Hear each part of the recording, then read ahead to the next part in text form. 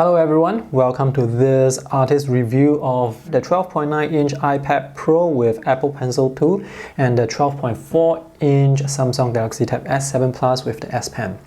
So this video is going to be quite detailed and hence it's going to be quite long. If you want to save time, just check out the text review that I have already written. The link is in the video description below. Or you can use the timestamps provided to jump to different sections of this video. So this model that I bought in 2018, it comes with 4 gigs of RAM and 256 gigs of storage. The Tab S7 Plus comes with 8 gigs of RAM and 256 gigs of storage. If you were to buy the base models today, this will have 6 gigs of RAM and 128 gigs of storage. This will also have 6 gigs of RAM and 128 gigs of storage. Here's the price comparison between the big and small iPad Pros and the Samsung Tab S7 and S7 Plus. Apple Pencil is an extra $129. When it comes to raw performance, both tablets, they are very responsive. Launching apps maybe take a second or two, which is really quick. Zooming in and out, rotating, panning, finger gestures, navigation, all very fluid. When it comes to writing and drawing, very fluid and responsive too, due to the 120 Hz refresh rate of the display as well as the really good latency. And also loading web pages really quick. Loading videos, 4K videos on YouTube, really quick as well. So these two tablets, they are top of the line. You do get what you pay for. Design of both tablets have a lot of similarities. Rounded corners, thin bezels, both are very thin and very portable. Now these two tablets, they are much heavier compared to their smaller models, the 11-inch. So when I am using them, I always have to set them on a table. Or if I have the tablets outdoor, I will have the tablets on my lap. With the 11-inch, it's way lighter. So I can actually use the 11-inch by holding it in one hand. But with the 12.4 or the 12.9, I get tired maybe under 30 seconds. And also if you hold it in landscape orientation like this, most of the weight will go to the other side. Having said that, if you do want to hold the 12.9-inch iPad Pro or the Tab S7 Plus in one hand and draw, this is the way to do it with the tablet on top of your arm. So a few days ago, I was inside a bookstore to sketch. There wasn't any place for me to set the tablet down, so I had to hold the Tab S7 Plus like this for 2.5 hours. So at the end of the 2.5 hours, my shoulder was aching. The left side of my shoulder was aching and the muscle here, it was strained. But it is possible and it really helps if you get those lightweight case. So this is just a very simple silicone case. On my iPad Pro, I actually have a flip case, which makes the iPad Pro even heavier compared to this. So this is actually still manageable. I can still hold this in one hand to sketch. The iPad Pro uses IPS LCD display. Here I actually have a matte screen protector on it, so it affects the colors and contrast, so you won't be able to see the true colors. In the real world, the colors, they do look really good. On the Tab S7 Plus, this uses Super AMOLED display and the colors here are noticeably more vibrant compared to LCD, and not just that, the display is also brighter. It can get like really bright, so there is no issue with using this tablet under the sun. You can use this under the sun as well, no problem, just that this is actually brighter. The smaller model, the 11-inch Tab S7, uses IPS LCD as well. Now let me show you the difference in colors. The extra vibrant colors on the Super AMOLED actually do present a problem for me due to my workflow. I can finish this, for example, comic illustration on this tablet, but I would have to transfer it to my computer, view it on an LCD, which has been calibrated to match print. So with print is not able to reproduce vibrant colors like this. So you may see the orange here, it's very vibrant, it's popping, and the skin tones looks bright enough, very vibrant. But once it's transferred over to the LCD, the skin tone is going to be darker, the orange will be darker, and when it's printed out, it's going to look like this, which is what I do not want. So after I've transferred this over to LCD, I have to brighten everything up because this is not a real representation of how print looks. This is a real representation of how print looks. If you don't work with print, if your work is only going to be shared online, then it's not a big deal. For me, I have to set the screen mode from vibrant to natural permanently because switching between AMOLED and natural, it's a hassle. Both displays, they have very high resolution, and working from normal distance away, I am not able to see any pixelation. So user interface elements like the menus, the toolbars, the palettes, they are all very sharp, very detailed. And both displays are laminated. There is no gap between the pen tip and the line that appears beneath. So both S Pen and the Apple Pencil, they are very accurate. There is no parallax. The line always appears beneath the pen tip. Another major difference between the two displays is actually the aspect ratio. So on the iPad Pro, it's 4:3. On the Samsung tablets, it's 16:10. So this is a much wider aspect ratio. For the iPad Pro, it is actually usable in either landscape orientation and portrait orientation. So in portrait orientation, you can see here there is this palette. You can have colors, swatches, layers, and you still have a good amount of canvas space to draw on. With the Tab S7, you can see now the illustrations both about the same size. If I were to show the palettes, let me just reduce this. So if I were to show the same palettes on the side, you can see just how small this canvas area becomes. So this is best used in landscape orientation. And here you can turn the palettes on both sides. Now, how usable the tablet is in landscape or portrait orientation will also depend on the app you use. So for example, with this app, this is Concepts. This app has very minimal user interface elements. So it just has this tool circle or toolbar there, and the layers palette takes up very minimal space. So you can actually use this in portrait orientation and it works fine. And now let's compare the two styluses. Unfortunately, the Apple Pencil 2 is sold separately for US $129, which is quite expensive. The Samsung S Pen has been included with all the Galaxy Tab tablets so far, so that's terrific. Design of the Apple Pencil is cylindrical except for this flat side here, which allows it to attach to the side of the iPad Pro for charging, and you can charge it in either direction. I'm not exactly sure how long the battery can last, but since the Apple Pencil is always on the side of the iPad Pro for charging, battery life is not a problem. Build quality is fantastic, it's solid. There are no shortcut buttons on the Apple Pencil, but you can actually double tap the Apple Pencil to use certain shortcuts. The Apple Pencil tip is a hard tip, so when writing or drawing, you're going to hear the tapping sound.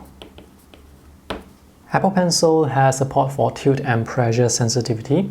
Initial activation force for the pressure sensitivity is very low, even lower compared to the S Pen.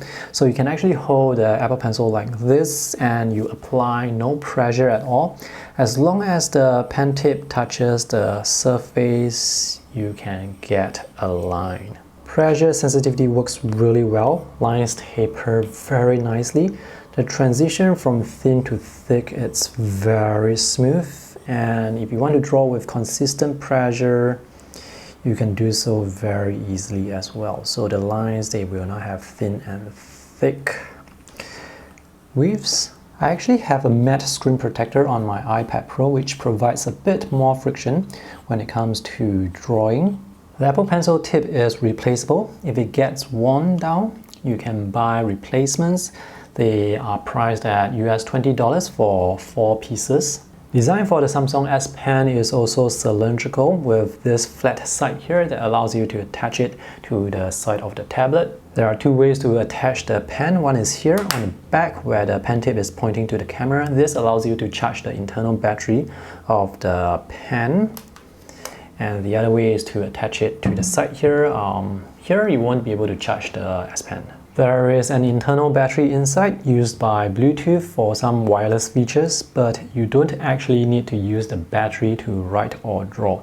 So even if there is no battery life left, you can still use this to write and draw. There is a side button here. Depending on the app you use, this side button may be mapped to an eraser or something else, or sometimes it may not be mapped to anything. Color of the S Pen will follow the color of the tablet, which is available in bronze. This is bronze, silver, and black. Now, if you don't like this particular design, you can actually buy S Pens from earlier models like Tab S3, S4, S6, and even Tab S6 Lite. And if you don't like Samsung S Pens, you can go with third-party S Pen alternatives. This is the Norris Digital made by Staedtler. All the older or alternative S Pens will have the same latency on this tablet. The S Pen tip is some sort of rubberized tip. You can see there is a small tip on the tip. Now, replacement nibs are extremely affordable. For one Apple Pencil tip, you can buy 10 of this. Because this is not a hard tip, when writing and drawing, you don't hear any noise. Initial activation force is slightly higher than the Apple Pencil, so if you were to draw without any pressure at all, like this, the tip can touch the surface, but you won't get a line. So you do have to press down slightly to get that line. This pen also supports tilt and pressure sensitivity. Lines taper really well. The transition from thin to thick, it's also very smooth. And if you want to draw consistent lines, it's very easy to maintain consistent pressure. The S Pen is noticeably lighter than the Apple Pencil, but the difference in weight is actually very easy to get used to. The S Pen will show a cursor when the pen is near the display.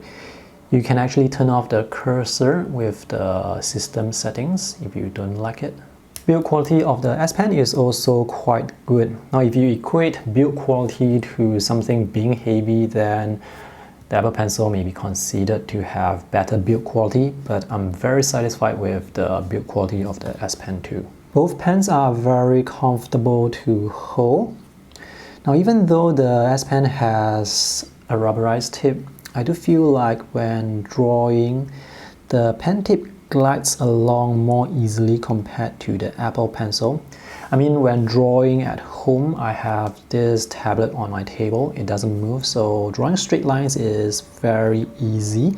But if I were to use this tablet outdoors, let me show you a sketch that I drew with the tablet outdoors. Let me turn off the colors.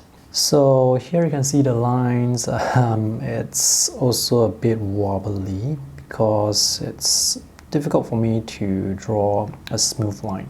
So now I can actually draw smooth lines at home, but not when I'm outdoors because of the slipperiness of the pen tip. I guess I could install a matte screen protector on this tablet. Right now I actually have a glass screen protector. So the screen protector, by the way, it doesn't affect the tilt and pressure sensitivity for both styluses. With a matte screen protector, the anti-glare will create a white haze that's going to cover a huge portion of the tablet. It's going to affect contrast and colors quite significantly. Now, this white haze is something that really irritates me when I'm drawing with this tablet outdoors. When I'm using it at home, it's okay, but not when I'm outdoors because I can't really control the lighting when I'm outside. By the way, the glass on both tablets, they will scratch, so I'm just going to keep the glass screen protector on this tablet. There are reflections, but you don't see the anti-glare diffusing the reflections until it affects the whole display. And I'm also not sure how the matte screen protector will affect the pen tip, whether it's going to wear off the pen tip quickly. Both displays are now 120Hz with 9 millisecond latency. However, not all apps have been updated to take advantage of the hardware. So I'm going to show you some slow motion footage of various drawing apps and you can see the difference in performance yourself. Pay attention to the gap between the pen tip and the line as it appears, and also how smooth the animation is for the line that appears. This app is Autodesk Sketchbook. And from what I can see, the animation of the line on the iPad Pro, it's smoother. On the Tab S7 Plus, it looks like the line is appearing chunk by chunk. The latency does look quite similar on both tablets. The difference in latency, if any, is very subtle. This is Clip Studio Paint. So it seems like the animation is now smoother on the Samsung. The difference in real world is actually not that noticeable. The latency here looks kind of similar to me. Again, if there are any differences, in this case for the latency and the animation, it's very subtle.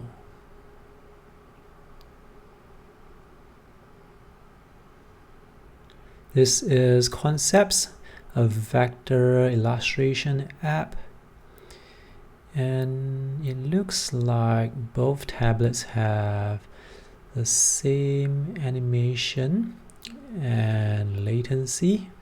So let me just jump to the next app. And now I'm using Procreate on the iPad Pro and Artflow on the Tab S7 Plus. So the animation of the lines, the animation looks quite smooth. As for the latency, I can definitely see a larger gap between the S Pen tip and the line. The gap is much smaller with the Apple Pencil. So the user experience really depends a lot on whether the apps have been updated to take advantage of the 120Hz refresh rate and latency.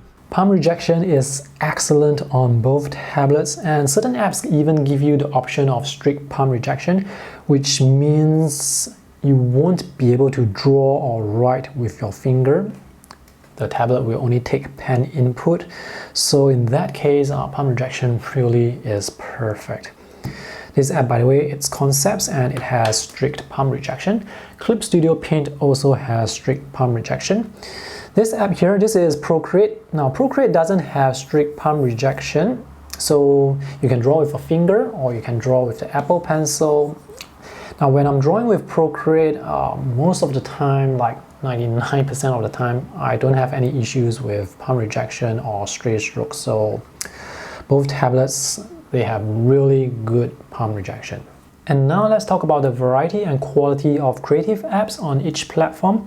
So on the iPad, they have a huge selection of quality apps. For drawing, they have Procreate, Autodesk Sketchbook, Clip Studio. For editing photos, they have Photoshop, Affinity Photo, and Lightroom. For editing videos, they have LumaFusion. For graphic design, they have Affinity Designer. For vector art, they have Concepts and Vectornator. Now, in the Android ecosystem, the variety of creative apps is not as huge compared to the iPad. Now, with the addition of Clip Studio to Android, I think this is a huge, incredible boost to the Android ecosystem. I mean, sometimes you just need one good app that you can use for 99% of your drawing needs, and Clip Studio is that app. I mean, when you are drawing with Procreate on the iPad, Do you use other drawing apps to draw when you're already using Procreate? So even if you have a huge selection of drawing apps available on the iPad, chances are you're only going to be using one or two drawing apps. So here on Android, having just one really good one, Clip Studio, that to me is actually sufficient. The areas where it's actually trailing behind the iPad is actually in photo editing, video editing, graphic design. For file management, I prefer the Android file management system, which is very similar to Windows and Mac OS file management with slight differences. So one great thing I really like about this tablet is you can actually connect the tablet with this cable to a computer, either Mac or Windows, and you can access your internal storage. You can drag and drop files to and from the tablet, and transfer speed is USB 3, which is really quick.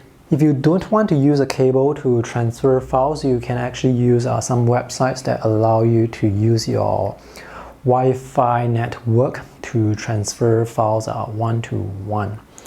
File transfer speeds will be the speed of your Wi-Fi network. Now Samsung, they do have this feature called Quick Share, which is the equivalent of AirDrop on the iPad, which basically means you can wirelessly transfer from your tablet or phone to your computer. For AirDrop, it only works with Macs. For Quick Share, it only works with Samsung devices, so you cannot quick share your file to a Windows or Mac OS system. For file transfers with the iPad, you can actually connect a cable to your Windows or Mac as well, but file transfer is not that direct. You have to do it through iTunes. It's an extra step. It's not like you can connect the cable and then your folder, your drive shows up. If you happen to be a Mac user, then you can use AirDrop to wirelessly transfer files over to your Mac, which is quite convenient. I use AirDrop most of the time.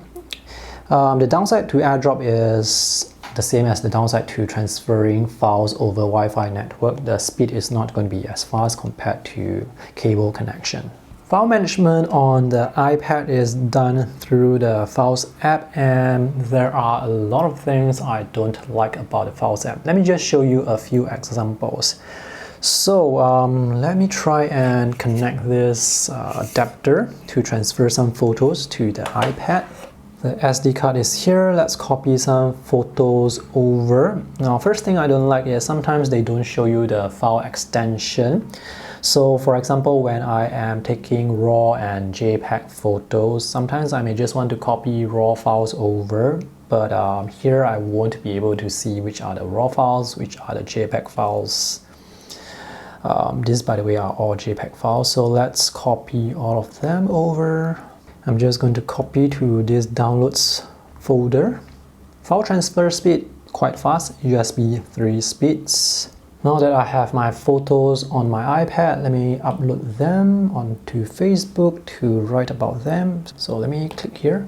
So now I can select the photos for upload again, except I am not able to select multiple photos. So on certain websites, if you want to upload multiple photos, which is quite a common way to upload photos, on the iPad, you have to copy the photos to the photo gallery before you are able to select multiple photos. So that's an extra step. And now let's see how you can upload photos on the Android. Let's look for the photos which are on my SD card. So they show you the file extensions and they also show you hidden files. Let's see if I can select multiple photos to upload. So yes, I am able to select multiple photos for upload. So unlike the iPad Pro, I don't need to move these files into the photo gallery before I upload. I can just upload it straight away. So why am I showing you this very mundane activity of uploading photos? Something which is really simple? Well, on the iPad, it's not that simple. So I upload a lot of photos each day, and I'm not able to upload multiple photos at the same time to some of the websites like Facebook or blogs or whatever website that I use. I have to copy the photos from the Files app into the Photos gallery before I can upload multiple photos.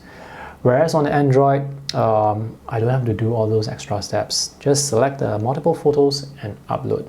Most of the time, the things that I want to do can be done very easily on Windows or Mac OS or Android file management system, but sometimes it's either not possible or it requires extra steps on the iPad. So uploading multiple photos at a time is one example. Let's move on to support for external display. So there are some ways you can use the iPad Pro with an external display. You can also use the iPad Pro as the external display. So if you connect the iPad Pro with USB-C cable to a USB-C monitor, it's going to do a mirror. So in this case here, it doesn't even feel the black bars on the side. And in this case, functionality is very limited. I mean, you don't really need two screens to show the same thing. So let's say you want to draw something and you want to display a reference photo on the other display. You won't be able to do that with the iPad Pro. Procreate, it does have support for external display in the sense that you can actually zoom in here and draw the details, and you can still see your work as a whole. And if you are playing movies on iTunes, you can turn off the iPad and have the movie play on your monitor, on your 55-inch monitor. And that's about it when it comes to external display support with the iPad Pro. Not all apps will support external display. You can actually use the iPad Pro as an external display, but you need to install an app in order to do so, and the app I'm using is Duet Display. So I have this window here. I don't have space on my video editing app to look at this window, so I can actually just move it onto the iPad Pro. So this is quite convenient. Now this app is also available on Android. Here's one really cool thing you can do with the iPad Pro that you can't do with the Tab S7 Plus. If you happen to be using Mac OS, you can actually mirror your Mac OS desktop to the iPad Pro. In this case, you can actually use desktop apps on your iPad Pro. So for example, now I am actually using the desktop version of Photoshop on the iPad Pro, and it also supports pressure sensitivity, and it still supports finger gestures.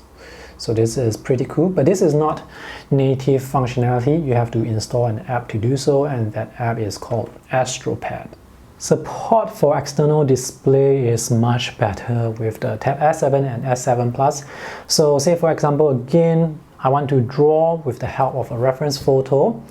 So I have connected again the tablet with the USB-C cable to this portable monitor, and I can open Clip Studio here. And this is now running with Samsung DeX. So this is the very typical desktop type of user interface with your icons on the desktop. You have your taskbar and you have windows that you can open. In this case here, this is a touch screen monitor. So I can actually just click here and look at my reference photo and just draw here. This is something you cannot do with the iPad Pro. So this is actually quite helpful. There are definitely limitations with Samsung DeX, but for my purposes, usually I just use the external monitor for reference photos or to check email while I am working. You can also do one-to-one mirror. When you are in mirror mode like this, you can actually look at your monitor while drawing on your tablet. Now in this case here, it doesn't really make any sense because The size of this tablet is pretty similar to the size of this 15-inch monitor. However, if you were to connect this to a 27-inch monitor, then you will get to be able to view your artwork much larger. Battery life for both tablets is quite good. For the Tab S7 Plus, I get about 7 hours of battery life.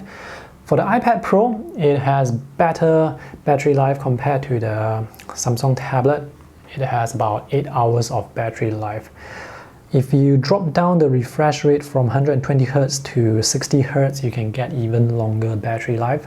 So sometimes when I bring the tablets outdoors and I want the battery life to last longer, I would actually just drop down the refresh rate. I spent around 2.5 hours the other day to draw this sketch, and battery life dropped from 100% to 70%.